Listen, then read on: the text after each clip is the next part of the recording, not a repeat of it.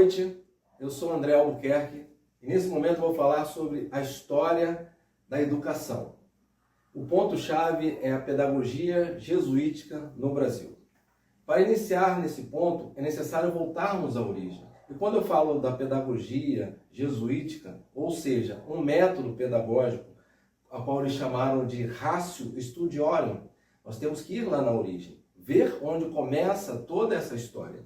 Lembrando um pouco das aulas de história, nós olhamos para a Europa e vemos o auge do Renascimento, nós vemos o movimento protestante, a Contra-Reforma e não só isso, nós vemos as grandes navegações. E em meio a esses acontecimentos, nasce então a Companhia de Jesus, que foi fundada por Santo Inácio de Loyola, junto com um grupo de estudantes da Universidade de Paris, no ano de 1534, na época da Contra-Reforma. E vemos então esse grupo fazer votos de obediência à Igreja Católica. Não só isso, de fidelidade à doutrina. E foram reconhecidos por bula papal no ano de 1540. E a Igreja Católica tinha grande interesse nisso. Por quê? Nesse período, a reforma protestante estava avançando sobre toda a Europa e era uma ameaça ao Novo Mundo. Então a Igreja tinha interesse nesse acontecimento. Em pouco tempo, eles espalharam por toda a Europa. Principalmente o quê? No território de Portugal, que era uma nação católica. Coube a essa ordem a combater com veemência a doutrina protestante e principalmente o quê? Catequizar e evangelizar o Novo Mundo, recém-descoberto naquele momento. Não só o Novo Mundo, mas o continente africano, que também precisava ser catequizado e evangelizado. Evitando assim o quê? A disseminação da doutrina luterana sobre esse novo mundo que estava sendo descoberto. Eu vou falar sobre o método Ratio Studium. Era um plano de estudos com uma estrutura curricular, administrativa e econômica, que se parecia a um regime militar por conta de sua rigidez.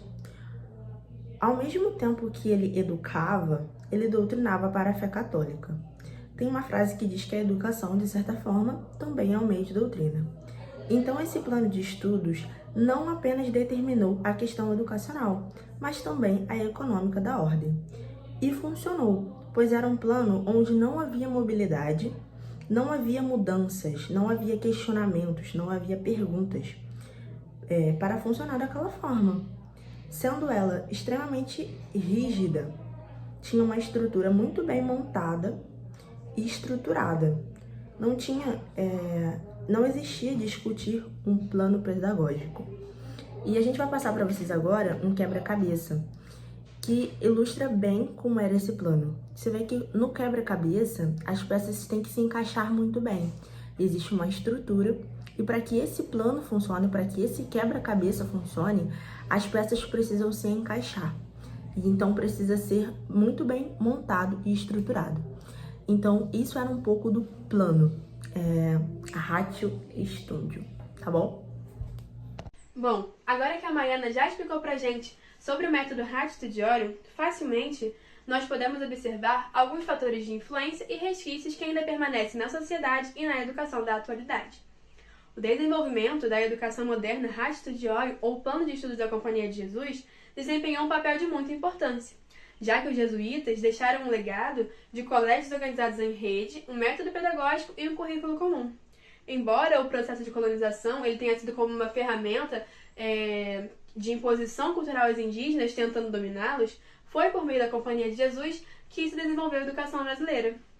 Eles atendiam às necessidades da sociedade, dedicando-se a educar a elite, e também foi responsável pela integração da cultura europeia e indígena, disseminando-as pelos colégios e igrejas.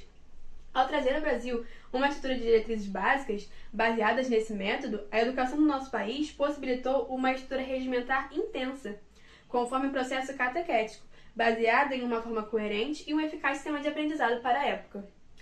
De acordo com essas normas, esse conjunto de normas que se organizavam na educação jesuítica, o que não permaneceu, evoluiu, compondo então a atual Lei de Diretrizes e Bases da Educação Nacional, LDB. Um dos aspectos que continuaram, um dos pressupostos fundamentais para essa proposta do método pedagógico jesuítico, foi, por exemplo, o ensino fundamental, que tem como objetivo a formação mediante o desenvolvimento da capacidade de aprender, tem como meios básicos o fenômeno da leitura, escrita e o cálculo. A educação ainda hoje não é prioridade. Apresenta-se com fins políticos e estão ligados aos interesses do Estado, direcionados de acordo com a política vigente. Enquanto alguns cidadãos estão fora da escola, existem aqueles que estão dentro, mas estão insatisfeitos com a baixa qualidade de ensino da educação pública. Permanecem também na educação atual condições de trabalho inadequadas, falta de estrutura física e equipamentos básicos, sala de aula com grande número de alunos, sem contar a elevada carga horária dos professores com baixa remuneração. Mesmo após 5 séculos de colonização, não somente a educação continua excludente, mas a base da sociedade. Devemos nos lembrar que, nesse momento, o professor é um profissional e não um missionário, como na época jesuítica. Estamos aqui para mais uma aula da História da Educação. Hoje nós vamos falar sobre os aspectos da educação jesuíta, o Ratium Studiorum. Os aspectos do Ratium Studiorum eram bastante rígidos. Nessa academia dos jesuítas havia um prefeito, como se fosse um diretor, para manter os alunos na linha e fazer com que os mesmos seguissem à risca todas as regras dessa academia. O principal objetivo não era somente estimular os alunos aos estudos, mas também a prática da piedade como forma de virtude. A observância às regras. Estas deveriam ser seguidas à risca por todos os acadêmicos, no exercício do dia a dia, com frequência e diligência. As práticas de exercício, os professores elaboravam essas práticas para que todos os acadêmicos pudessem se exercitar por turnos diferentes, nas suas mais variadas formas de atividade, sendo essas atividades sendo por repetições, lembrando que repetição não é questionamento. Os jesuítas acreditavam que a prática da repetição levava ao aprendizado constante, a famosa decoreba. Nenhuma inovação sem licença prévia da reitoria poderia ser admitida na academia, nenhuma nova prática de ensino, permanecendo inalterada desde o século XVI. Os horários eram rigorosamente organizados nessa academia. Todavia, uma rigidez com os horários dos acadêmicos para que não atrapalhasse a celebração na congregação. Qualquer conversa paralela que não fosse de cunho grave, os alunos eram passivos de detenção. A seleção de professores era feita rigorosamente, observando que todos esses professores eram padres jesuítas. Porém, esses padres eles tinham que entrar nesse critério de serem zelosos, de aplicar os estudos com zelo e acompanhar o progresso dos seus acadêmicos. E por último, o cuidado na disciplina. Nada mantém tanto a disciplina quanto a observação das regras. O principal objetivo do professor aqui era fazer com que os alunos seguissem esses estudos, seguissem essas regras, para que nenhum deles pudesse sofrer nenhum tipo de punição, tanto como desonra ou castigo físico. Ficamos aqui com mais uma história da educação jesuíta. Seleção dos professores. Com grande antecedência, proveja de cada faculdade, observando-os em cada disciplina, parecem os mais competentes, os mais eruditos, os aplicados e os assíduos. Também os mais zelosos pelo progresso dos alunos, não só nas aulas, senão também nos outros exercícios literários. O cuidado da disciplina. Nada mantém a disciplina quando a observância das regras. O principal cuidado do professor, portanto, que os alunos não só observem tudo quanto se encontra nas suas regras, mas sigam todas as prescrições relativas aos estudos, o que obterá o melhor com a esperança da honra e da recompensa, e o temor da desonra, que por meio do castigo físico. Naquela época, os jesuítas, eles temiam muito mais o castigo da desonra, que não fazia mais parte daquele clero, do que o físico, que o físico passava. Mas o castigo da desonra, para eles, era o pior. Olá, meu nome é Vitor. Eu vou falar um pouco para vocês de um trecho extraído do documento do Ratium Studiorum, que regia a educação jesuítica. E nela tinha uma regra muito especial para professores de filosofia, que mostravam como seguir Aristóteles. Em questão de alguma importância, não se afaste de Aristóteles, a menos que se trate de doutrina oposta a unanimemente recebida pelas escolas, ou mais ainda em contradição com a verdadeira fé. Semelhantes argumentos de Aristóteles ou de outro filósofo contra a fé, procure de acordo com as prescrições do Concílio de Latão, refutar com todo vigor. Autores intensos ao cristianismo, sem muito critério, não leia e nem cite nada sobre eles. E se por acaso alguma coisa boa tiver que citar, não se aprofundar. Isso para poder manter a tradição de educar, mas também transmitir a fé. Então eles não queriam que nada fosse contrário à fé.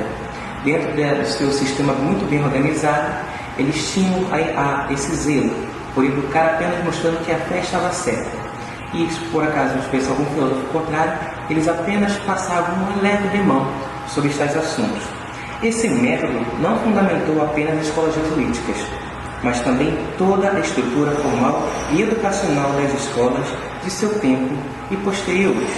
O método estabelecia uma sistemática curricular onde os estudos eram divididos por disciplinas e estas por conteúdos programáticos. Também estabeleceu-se critérios de condução de aulas e estudos.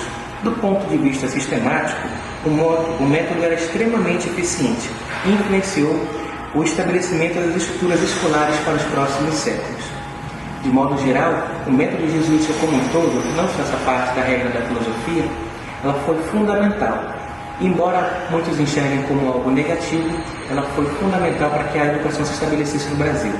Ela, por ser uma educação tradicional, foi muito dura, muito rígida, mas toda a sua estruturação, como quebra-cabeça, foi essencial para que a educação fosse fundamentada no Brasil.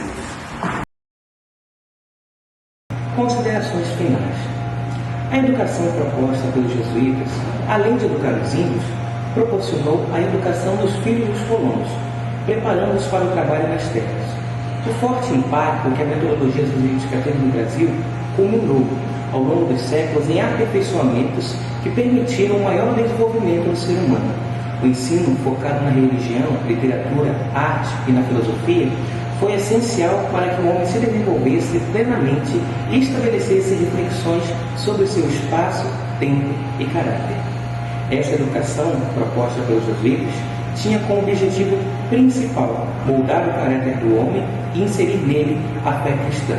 Entretanto, ela fez muito mais, pois além de ser utilizada como ferramenta de dominação, também foi um ponto inicial para os modelos educacionais que foram surgindo ao longo do tempo, reformulados pelas necessidades da sociedade e da época. O ensino jesuítico no Brasil foi um marco da educação nacional e uma das primeiras impressões concretas para aquilo que hoje concebe-se nas escolas. Então, ainda que por muitos pode ser visto como algo que foi ruim, a educação jesuítica no Brasil, porque tirou a cultura dos índios ou fez algo parecido, também foi muito importante, porque além de educar e transmitir a fé, foi um marco muito importante, porque através dos escritos dos jesuítas também nós podemos conhecer a história do